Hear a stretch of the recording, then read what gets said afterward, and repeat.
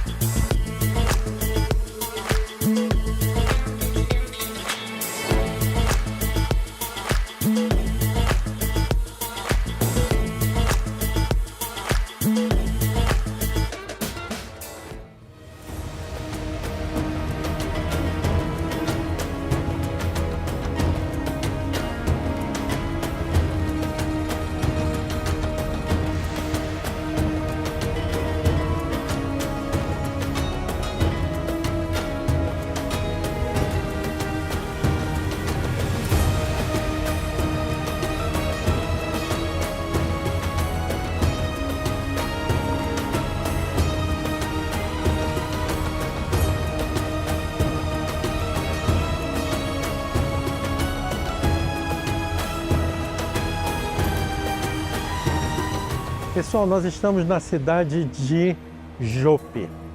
Pedro se encontra em Lida.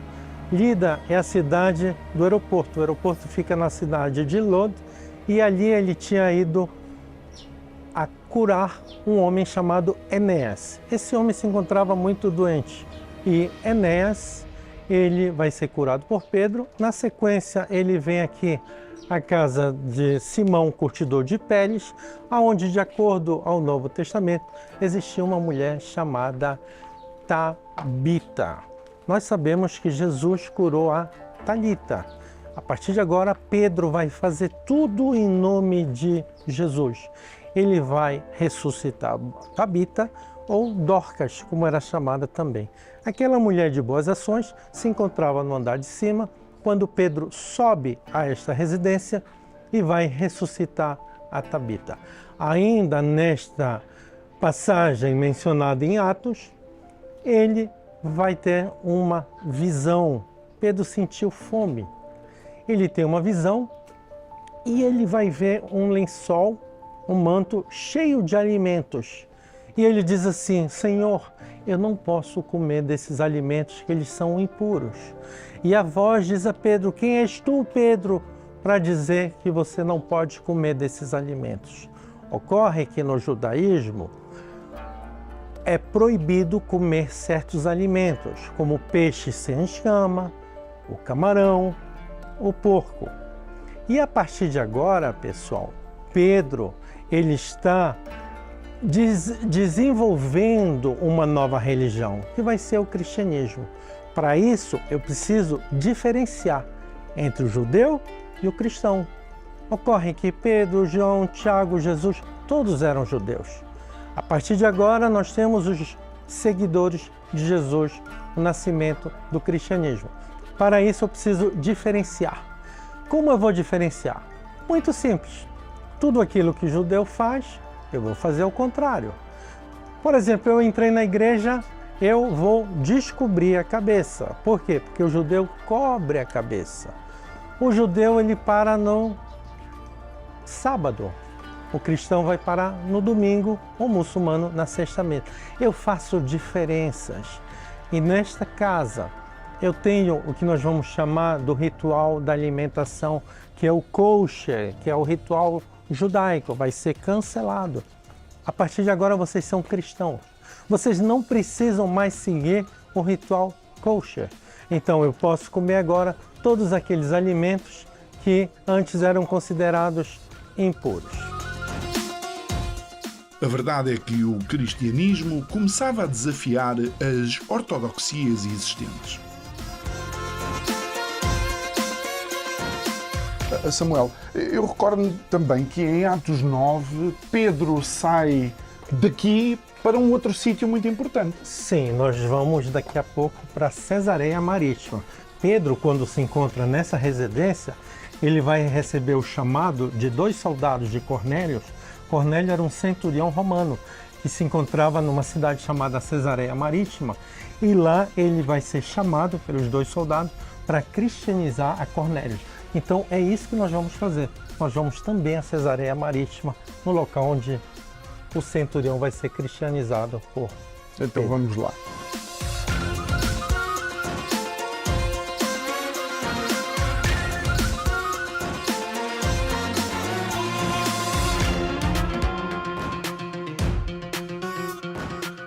Mas não sem antes passar pelo porto de Jafo ou Jope, que foi não só um dos pilares do desenvolvimento desta região, como também ponto de partida de algumas viagens peculiares.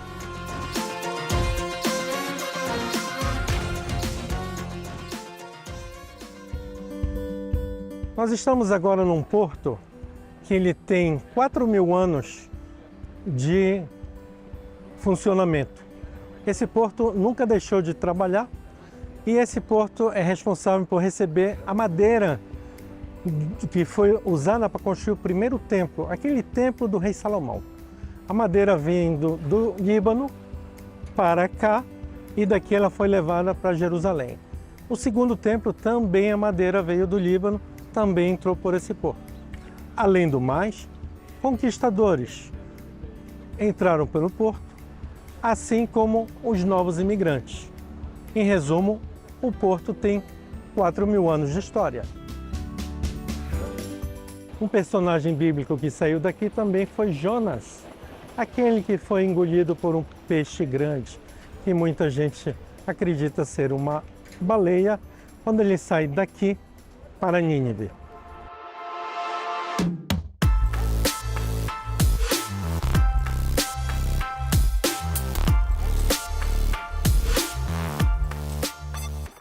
A cidade é conhecida em hebraico como Jafo, que significa bela.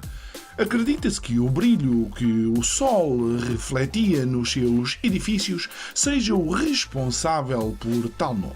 Só que logo ali ao lado, Tel Aviv nos mostra como o tempo não para e a modernização sempre acaba por acontecer, mesmo em terras de povos, culturas e tradições milenares.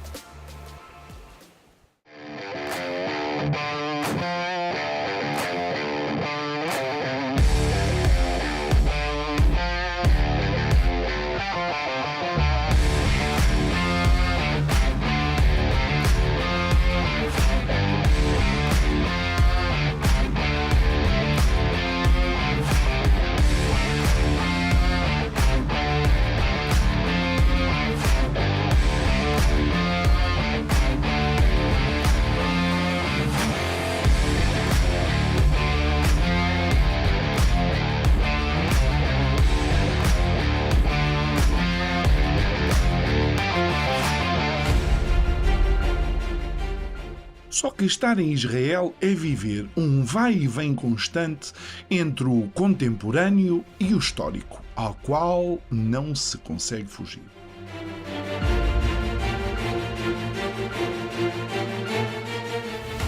Nós estamos num sítio onde uma descoberta mudou muita coisa.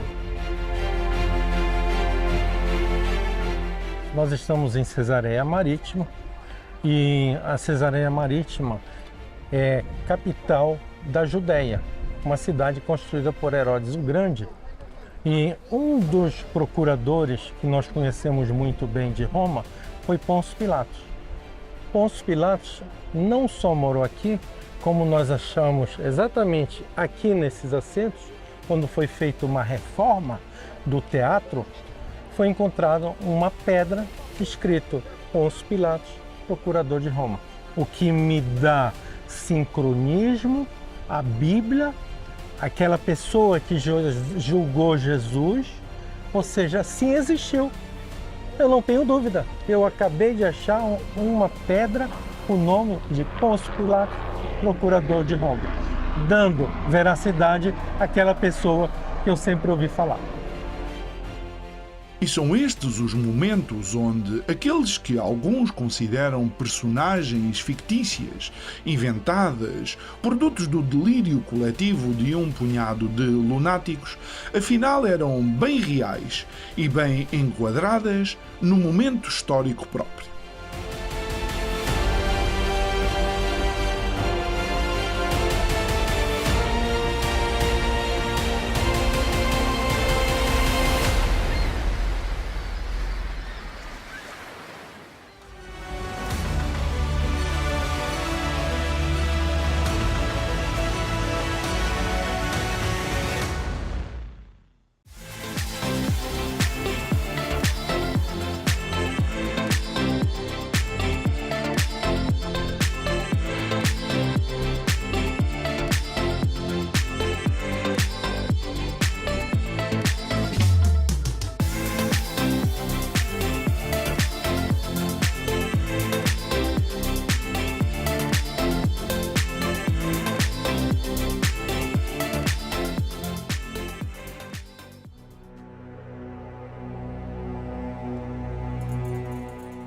Mas voltemos à presença romana nestas partes do globo e como ela se fazia sentir nas mais diversas áreas.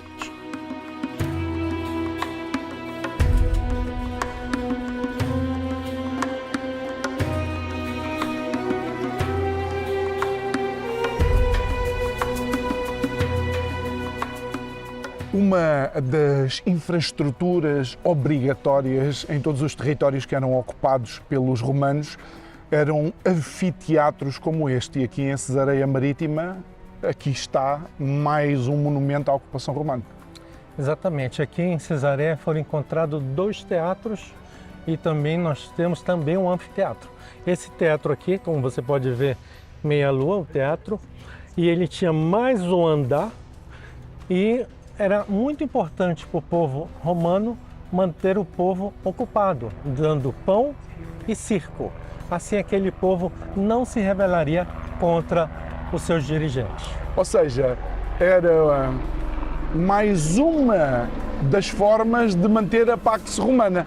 Mas o interessante é que quando dizes que os romanos utilizavam pão e circo para distrair as pessoas, transportando para a atualidade, nós vemos muitas sociedades nesta época conturbada que vivemos, com os governos também a manter o povo meio distraído. Felizmente ou infelizmente, tudo que foi feito pelos romanos continua atual ainda hoje. E isso significa que os romanos quase que foram precursores de algumas políticas. Exatamente. Os romanos, a precursão da forma que a polícia luta continua sendo usada até hoje. As guerras, como os romanos lutavam, continuam sendo usadas até hoje. E o pão e circo continua sendo usado até hoje. Pão e circo. Uma das mais ignóbeis, mas eficazes formas de manter o povo distraído, enquanto algumas elites corruptas vão engordando as suas bolsas. Nada como um passeio pela memória histórica para confirmar que algumas coisas não mudaram nem com os milénios.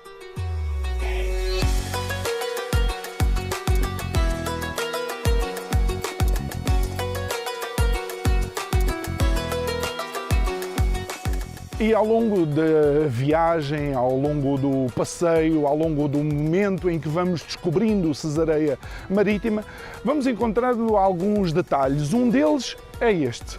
Se calhar alguns de vocês já podem reconhecer aquilo que é um sarcófago, mas a curiosidade é o significado da palavra sarcófago, que é literalmente o comedor de carne.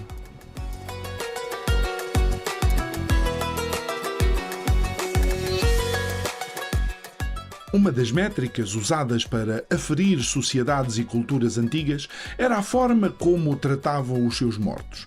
Não muito longe daqui, alguém que teimosamente não se manteve morto vai provocar um terremoto social, religioso e cultural que ainda hoje se faz sentir.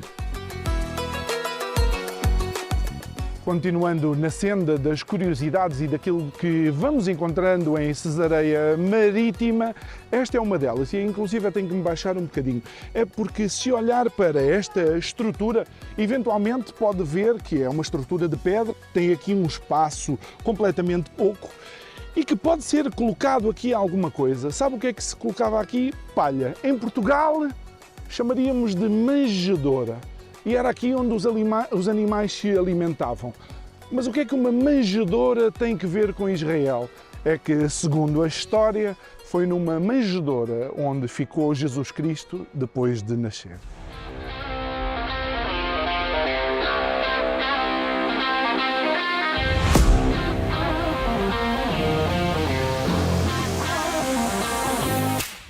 Mal sabia o rei Herodes Antipas, e muito menos ainda o procurador romano Pôncio Pilatos, que a breve trecho se iriam cruzar com um nazareno que desafiava o status quo, ao mesmo tempo que afirmava que o verdadeiro reino era o do céu, e o verdadeiro rei não era o César, mas ele, Jesus.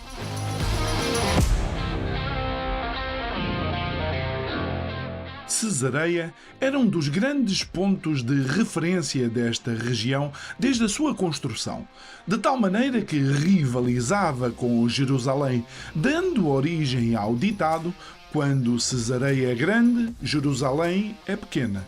Quando Cesareia é pequena, Jerusalém é grande.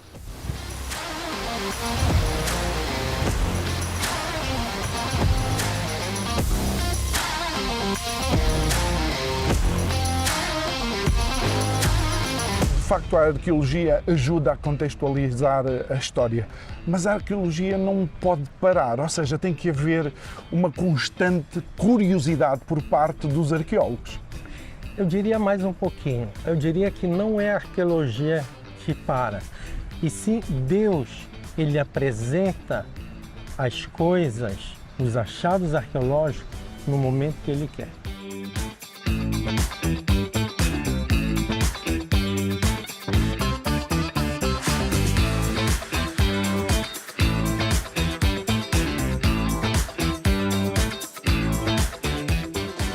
Por exemplo, aqui onde nós estamos em Cesareia Marítima. Antes, nós acreditávamos que Paulo tinha ficado preso antes de ir para Roma para ser julgado, bem ali onde está aquela bandeira azul. Lá está escrito prisão de Paulo. Com os achados arqueológicos, de acordo com as escrituras da Bíblia, esse local que foi achado recentemente tem mais a ver com as escrituras da Bíblia do que aquele lá. Ou seja, a arqueologia, além de provar, muitas vezes ela cancela aquilo que ela mesma tinha afirmado anteriormente. Não existe algo fixo, estático. A arqueologia também vai mudando de acordo aos achados.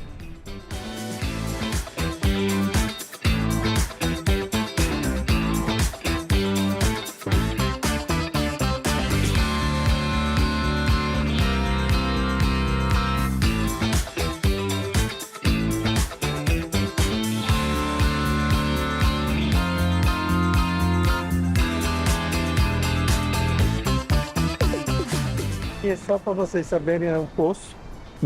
A água doce não mistura com a salgada, apenas 7 metros. Então, na época de Herodes, eles tiravam a água daqui.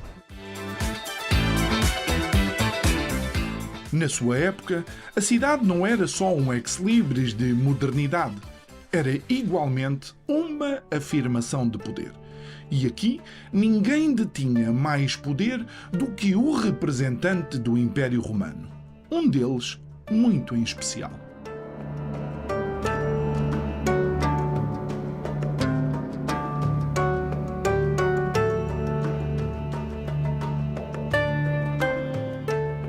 Estamos aqui no local onde está em exposição a pedra que foi encontrada ali no Teatro Romano de Cesareia Marítima e que diz Pôncio Pilatos. Ou seja, de facto, um personagem que muitos olhavam, liam na Bíblia e achavam que era um mito, que não tinha existido. E está aqui a prova cabal e histórica de que, de facto, ele existiu.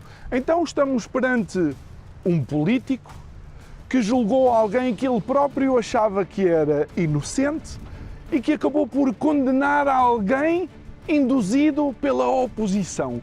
Para querer agradar o povo de então, acabou por condenar à morte alguém que não tinha culpa nenhuma e ficou para sempre conhecido como aquele que lavou as suas mãos. E sabe uma coisa? Eu acho que Pôncio Pilatos continua a ter muitos familiares, e muitos familiares que ainda estão na política, e muitos familiares que ainda são levados por interesses que não os interesses do povo e continuam a condenar os inocentes a mortes agoniantes.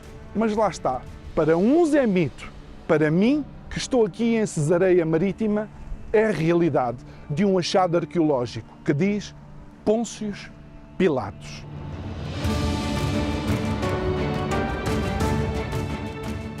Em Pilatos nasce a duvidosa expressão lavo as minhas mãos, que na verdade nada mais é do que um sacudir de responsabilidades, porque se estava relutante em crucificar Jesus, isso ficou para segundo plano em relação a evitar problemas com os fariseus.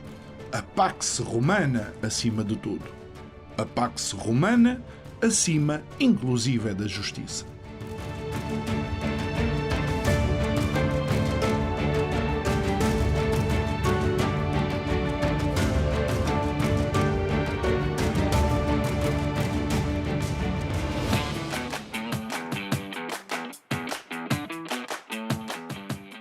Verdade seja dita, para primeiras horas em Israel, as surpresas são já muitas e algumas delas com impacto profundo no nosso conhecimento histórico e ainda tanto falta descobrir. Curioso é ver famílias inteiras a passear por aqui, mostrando que não é unicamente um polo de atração turística para estrangeiros, mas também um legado histórico local.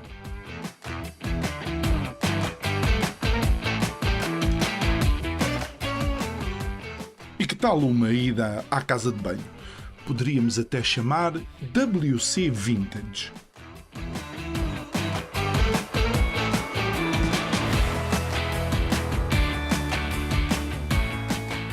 E se eu estou aqui sentado não é porque estou cansado, mas é porque existe aqui uma estrutura que, de facto, durante a época dos romanos era essencial. Tinha que ver com a higiene e tinha que ver com a sanidade ou aquilo que era a saúde pública. Isto eram as latrinas, onde as pessoas se sentavam, passava aqui um rio de água e isto era, no fundo, a pia que os romanos utilizavam.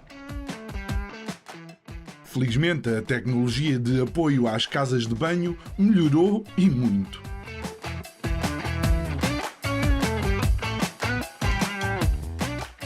Não há como escamotear. Israel surpreende, mas não se fica por aqui. Há mais.